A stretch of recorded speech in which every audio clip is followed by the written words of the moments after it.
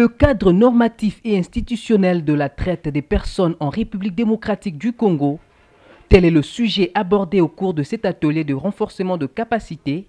organisé par l'Agence de prévention et de lutte contre la traite des personnes à l'intention des agents de la cellule nationale des renseignements financiers, conduit de main de maître par le coordonnateur adjoint de l'APLTP, Eric Koukouké Senzalabar. Cet atelier a permis aux participants de maîtriser des notions basiques en matière de la traite des personnes et les différents textes appliqués en République démocratique du Congo, réprimant ce crime. Avant qu'on ait une loi spécifique, une loi spéciale en matière de traite des personnes,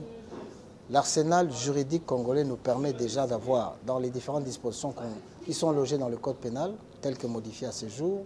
dans la loi portant protection de l'enfant, dans le code de la famille, dans le code pénal militaire, et pourquoi pas en commencer par le texte fondamental, donc la Constitution, nous avons des dispositions qui nous permettent de relever la notion de traite des personnes en République démocratique du Congo et même d'en poursuivre les auteurs, particulièrement en matière d'exploitation sexuelle et en matière de travail forcé. Donc on peut non seulement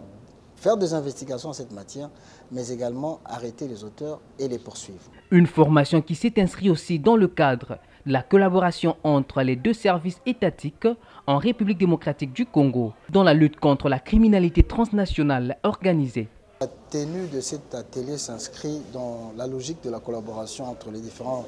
services de l'État de la République démocratique du Congo qui œuvrent dans la lutte contre la criminalité transnationale organisée. La CNRF s'occupe du blanchiment des capitaux dans tout l'espace national de notre pays et l'Agence pour la prévention et la lutte contre la traite des personnes s'occupe, elle, de toutes les interventions en matière de traite des personnes. Or, il se trouve que la collaboration entre les deux structures étatiques aidera l'État congolais à pouvoir non seulement détecter tous les cas de traite des personnes qui procèdent, comme je l'ai dit bien avant, de la criminalité transnationale organisée, mais pourra également, dans le cadre non seulement des investigations et des poursuites, et pourquoi pas des condamnations, aider la République à détecter non seulement tous les trafiquants, tous les bourreaux et tous ceux qui participent dans cette chaîne de criminalité transnationale organisée, mais également tout ce qu'ils ont à gagner et qu'ils placent dans soit une banque ou dans une entreprise quelconque et qui procéderait alors là du schéma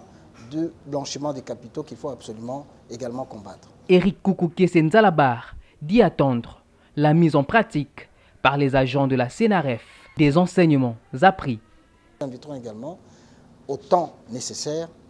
la CNRF d'intervenir lorsque nous aurons à détecter des cas de traite qui produisent des fonds qui sont blanchis. C'est dans la salle de conférence de la cellule nationale des renseignements financiers que s'est déroulé cet atelier de formation.